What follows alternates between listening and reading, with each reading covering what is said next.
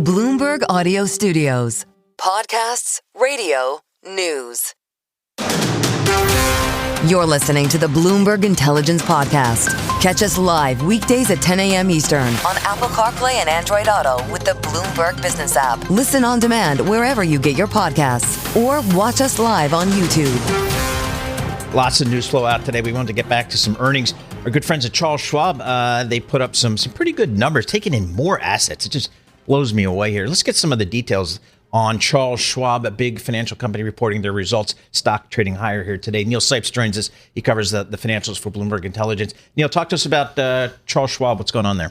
Yeah, I think we're seeing a lot of franchise traction here. I mean, you look at Schwab, right? We think about massive retail broker, 46 million touch points across the U.S. So this is the mass affluent all the way up to smaller buckets in higher net worth individuals. And what we're seeing is the fourth quarter was excellent, right? In terms of retail engagement, markets were near all-time highs. We're still kind of floating around there despite some choppiness. Margin balances, these are obviously very lucrative lending opportunities for a name like Schwab, Robinhood, et cetera. Margin balances were at a record. So we're seeing that sort of exuberance in the markets, and all of that is, positive to the fundamentals at someone like Schwab, where people continually, it's a cyclical name, but you tend to add more assets into your account when markets are performing well. You tend to trade a little bit more. Engagement, sentiment is higher. All that sort of feeds the franchise. Does that exuberance extend to speculative fervor? Meaning, is Charles Schwab going to lean into prediction markets or crypto? Yeah, so I guess two different answers there. Crypto, yes. I think the more favorable outlook, at least for crypto regulation and enforcement, has sort of allowed them to move forward in rolling out spot crypto trading, which we expect in the first half of 2026. They've talked about how a lot of their customers are trading the Bitcoin ETFs and alike, and sort of moving into the spot trading that you've seen for a longer period of time at crypto native firms, as well as names like Robinhood. So expanding into that business, that should, provide yet another additive product, not necessarily becoming a crypto powerhouse like some of the other names like a Coinbase or Robinhood that we know of. Prediction markets, on the other hand, they've been slower and more measured in the plans there, staying away from the sports. They've talked about if those financial type contracts that are tied to economic outcomes or stock outcomes, those eventually could make their way onto the platform. No plans yet, but for now, sports gambling is not on the table. Stay with us. More from Bloomberg Intelligence coming up after this. You're listening to the Bloomberg Intelligence Podcast. Catch us live weekdays at 10 a.m. Eastern on Apple CarPlay and Android Auto with the Bloomberg Business app. Listen on demand wherever you get your podcasts or watch us live on YouTube. We want to turn to David Gura here from Bloomberg News. He joins us here in our studio. David, that was a long, rambling speech from the president in Davos. Had some tough words, as I guess should be expected for some of those in attendance from the world leaders there. Any takeaways for you there? It was striking. I was in this very same seat yesterday listening to the president as he went to the White House, that press briefing. And a lot of what we heard that seemed scripted was what we heard the president say yesterday. So he talked about the domestic economy, he talked about the last year and all he sees himself as achieving over the last year, the first year of his second term. But almost as an aside, he said to the audience, "You want me to talk about Greenland?" And lo, he did. And as Scarlet pointed out, he referred to it as a piece of ice, cold and poorly located, that can play a vital role in world peace and world protection. And he, over the course of maybe 15 or 20 minutes, made the case for the U.S. acquiring that territory. Didn't say explicitly how he would go about doing that, as Scarlet pointed out. Said that the goal here for the U.S. is not to use force to do so, but said that he needs it for strategic international security. That's our territory, the president said. And he dovetailed that, Paul, with commentary on NATO and criticism of NATO in a way that I think would shock a lot of people in the room, people from Europe especially, who likely blanched when he said that if something were to happen, if the U.S. were to be attacked and the U.S. were to call NATO, he's not sure that those allies would come to the defense of the U.S. And I just have to point out here, the one time that Article 5 of the North Atlantic Treaty has been invoked, was after September 11th. That's when NATO got involved. So we talk about his sandwiches often as sandwiches. You got to focus on what's in the middle. I think that was the case during that speech as well. Again, a lot of boilerplate that we've heard before about again, his achievements in the state of the economy, but really it was the middle, it was the substance that was the most interest to people there in the room. And I'm frankly not sure that what the president said there is going to do anything to kind of placate or pacify or turn down the temperature in the room of those European leaders who have been so gravely concerned by what the president has said about Greenland. But it didn't seem to alarm investors because we see equities higher right now. The S&P 500 up 0.7%. You're also seeing yields lower too, with the 10-year yield, marginally lower, but notably it's a negative sign in front of the movement there. So for investors, it wasn't alarming to the point where anyone needs to do anything. It wasn't. And, this is a game that we play over and over again as the president introduces something, expounds upon it more, maybe walks things back, and investors are trying to process all of this in real time. So I think while this speech was important to hear from the president directly on Greenland more than we've heard from his posts on social media, I think attention now turns to what these European leaders say next. We were talking on Surveillance about how there is no unanimity among European leaders yet. I think there's an effort underway by a lot of these leaders to kind of get everybody on board with a coordinated response to what the U.S. is proposing here. That's what I think we investors are going to be paying attention to in the days to come. But that's a structural weakness with Europe, right? That they can't get together and come up with a decision quickly. It is a structural weakness, and one I think that these leaders acknowledge, and certainly President Trump acknowledged in that speech as well. And in the run-up to it, I think that he sees Europe as being weak because they can't come to a coordinated response on issues like this. And he kind of extended that further in those remarks to talk about a potential military response to some sort of attack. So I think that he has and continues to see Europe as being weak by the way that it's structured here. And that sort of seemed manifest in this speech as well. So again, I think that's the more salient, important point for me is sort of the way that Europe talks about this and acts here in the coming days. Mark Carney from Canada, some strong words today. How does that relationship, do you think, work between Canada and the European Union broadly defined? Because obviously there are some close ties there. But Mr. Carney had some pretty sharp rhetoric. Yeah, he delivered a very forceful speech in which he said we're in the midst of a rupture, not a transition. So he is not minimizing what's going on here. And I think you've seen him go back and forth to Europe a number of times since he started in the job as prime minister. He clearly has good relationships with many of these European leaders, both through his work in this job and certainly the job that he had before that when he was at the Bank of England. He knows a lot of these principles. And I think he's worked hard to better fortify that relationship between Canada and these European nations. And so the substance of that speech, yes, it was this criticism of the liberal order. He basically said that the many countries have been misled by allying themselves with the United States. But if you look at how that has kind of turned into an economic policy platform, he's very much making the case for mid-sized countries. I think this is fascinating and something to chart going forward here. There's been so much focus on the primacy of the United States, the role of the alliance that you would have with the United States. He's saying, look, Canada is a good middle-sized country in its own right. There is room here for more coordination and collaboration among countries like that.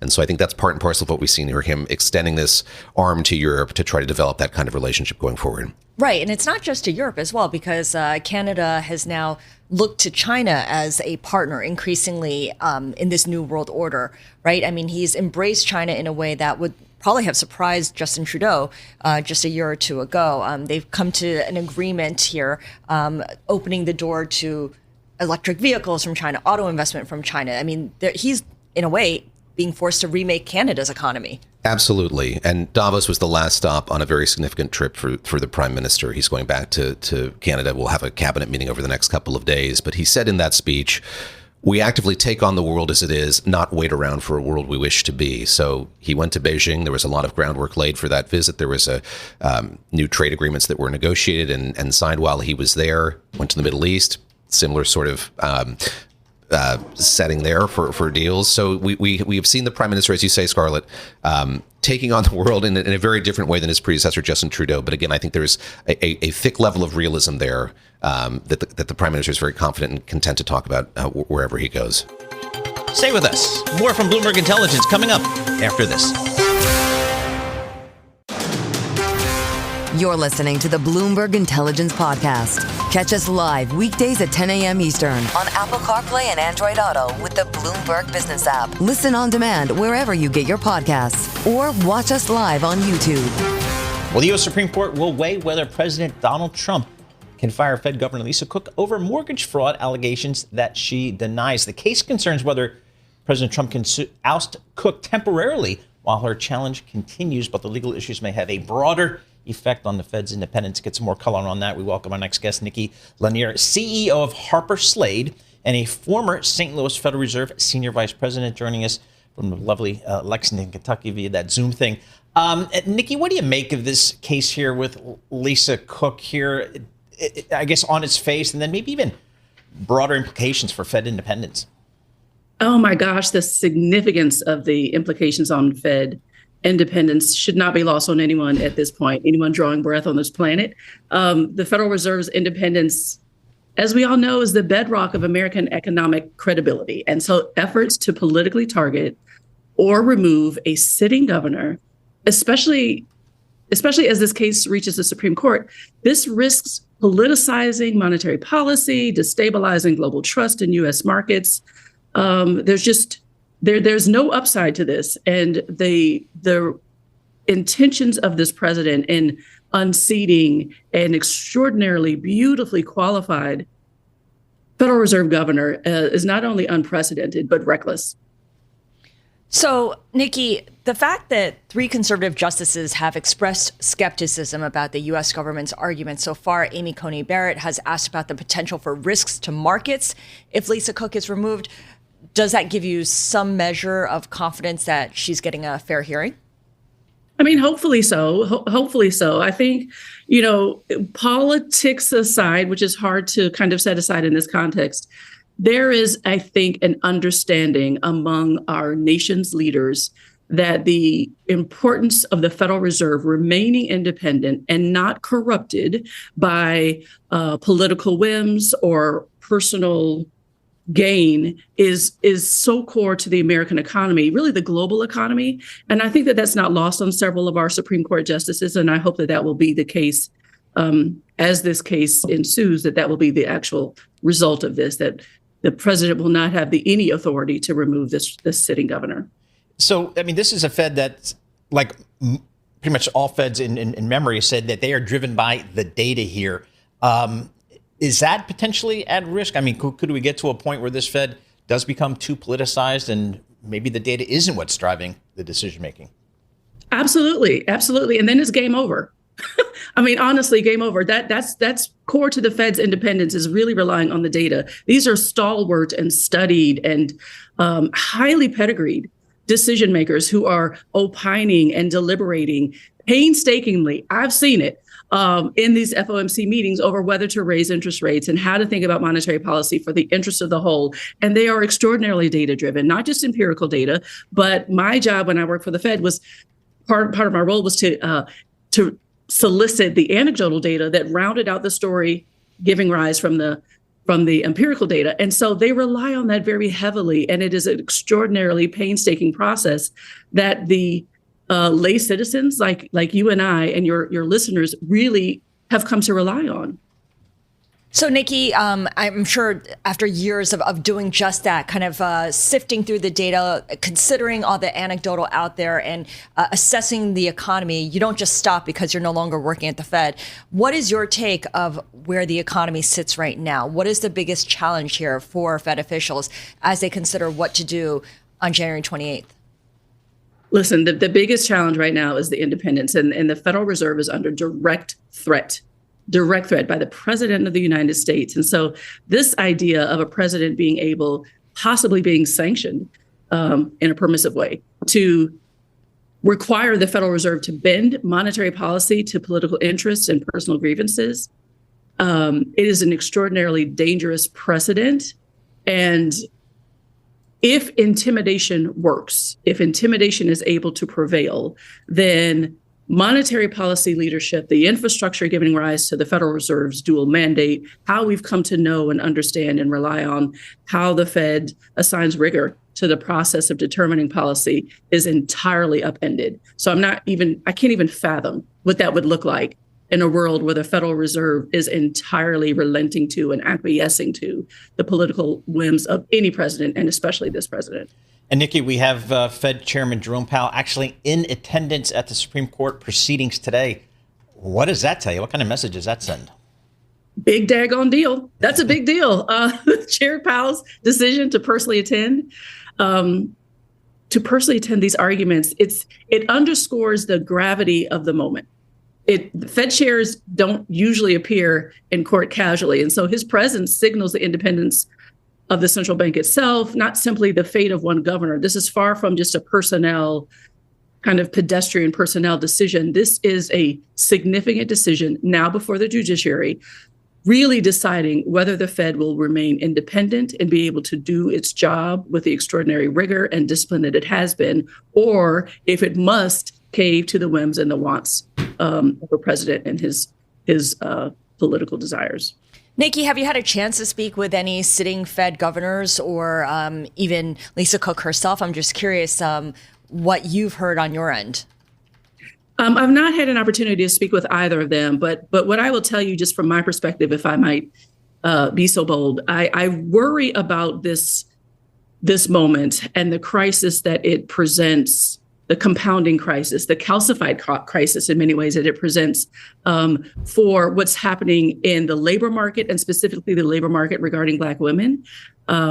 This is not sitting inside of a vacuum. This is in a larger context. This president and his administration has very much racialized his political policies. They are core to who he is and core to how he's planning to administer